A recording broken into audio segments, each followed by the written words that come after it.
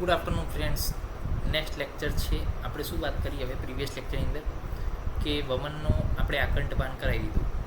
આકંઠપાન કરાવ્યું એટલે શું આપણે લક્ષણો જોવા મળ્યું કે સ્વેદ જોવા મળ્યું, રોમર્સ જોવા મળ્યું, આધમાન જોવા મળ્યું, પ્રસેક જોવા મળ્યું, હલ્લાસ જોવા મળ્યું. પરંતુ હવે આપણે એક મુહૂર્તની અંદર 48 મિનિટની અંદર આપણે શું કરવાનું છે? સ્ટાર્ટ વમનના વેગ.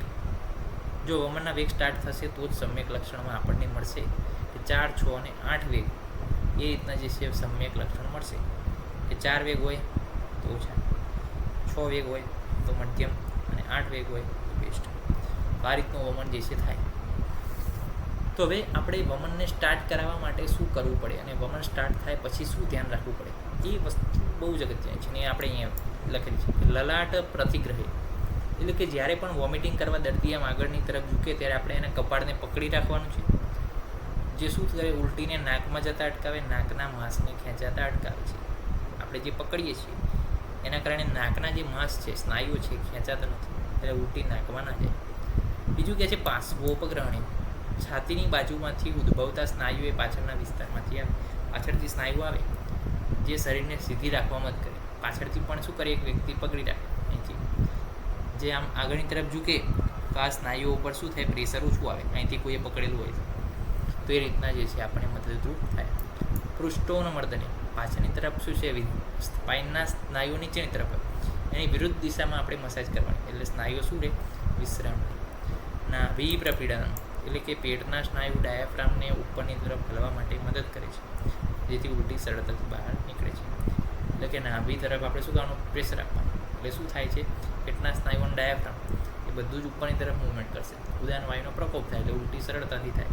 તો 4 વસ્તુ કરવાની: લલાટ પ્રતિગ્રહ, પાર્શ્વોપગ્રહણ, પૃષ્ઠોન્મર્દન અને નાભી પ્રપીડન. 4 વસ્તુ કરવાની છે. બીજું, દર્દીને ઉબકા આવે એટલે શું કરવાનું, આગળની તરફ નમાવાનું છે પાત્ર બાજુ. બીજું કે ઉલટી કે જે બહારના કોઈ પણ પ્રયાસો વગર થાય એ બેસ્ટ છે. ઉલટી જાતે થાય એ બેસ્ટ છે. પરંતુ જો ઉલટી નથી થતી તો જીભના મૂળમાં જે છે, જીભના મૂળના ભાગે નખ કાપેલી આંગળી મૂકવાની. આપણે નથી પેલું આંગળી નાખીને વોમિટ કરતા એ રીતનું પ્રકરણ કરવાનું છે. પ્લસ ઉત્પલ નાળનો ઉપયોગ કરી શકીએ, કમળનાળ, એરંડની નાળ એનો પણ ઉપયોગ કરી શકીએ છીએ. દર્દી આગળની તરફ ઝૂકે એ તો બરોબર છે, પરંતુ વધારે ના ઝૂકે. વધારે ઝૂકશે શું થશે, પ્રેશર બધું આંખ ઉપર આવશે તો એ આંખ ઉપર પણ અસર કરી શકે છે. પ્લસ એ મગજની સ્નાયુની નસ ઉપર પણ અસર કરી શકે છે. કારણ કે પ્રેશર જે છે જ્યારે આગળ આવે છે ત્યારે પ્રેશર અહીંયા વધી જાય છે, તો એ આર્ટરી વેસલ્સની અંદર પ્રેશર વધવાને કારણે પણ કોમ્પ્લિકેશન ઉત્પન્ન થઈ શકે છે. બીજું કહે છે વમનની પ્રક્રિયા દરમિયાન વમનોપકવાત સમયસર દર્દીને આપી દેવો. એવું નહીં કે ભાઈ 6 વાગે 8 વાગે વમન કરવાનું હોય તો પછી આપણે 8માં 10 બાકી હોય ને ત્યારે જ આપીએ. 15-20 મિનિટ પહેલાં આપવાનું, જેથી એને ટાઈમ મળે, પ્રોપર ટાઈમ મળે, પ્રોપર જે છે વેગ આપવાનો એને ટાઈમ મળે. તો સરળતાથી આપણે ટાઈમ મેનેજમેન્ટ કરવાનું છે, જેથી પેશન્ટને પણ સરળતા રહે, આપણે પણ સરળતા રહે. વમનના જો વેગ હીન આવે તો શું કરવાનું, પીપલી, આમલકી, સરસપ, સેંધવ ઉષ્ણજલ સાથે આપણે એને પીવડાવવાનું. જો વમન આપણે કરાવ્યું, ચલો 2 વેગ આવ્યા પછી નથી આવતું તો શું કરશું, તો અંદર તો બધું હજુ વળી ગયું છે.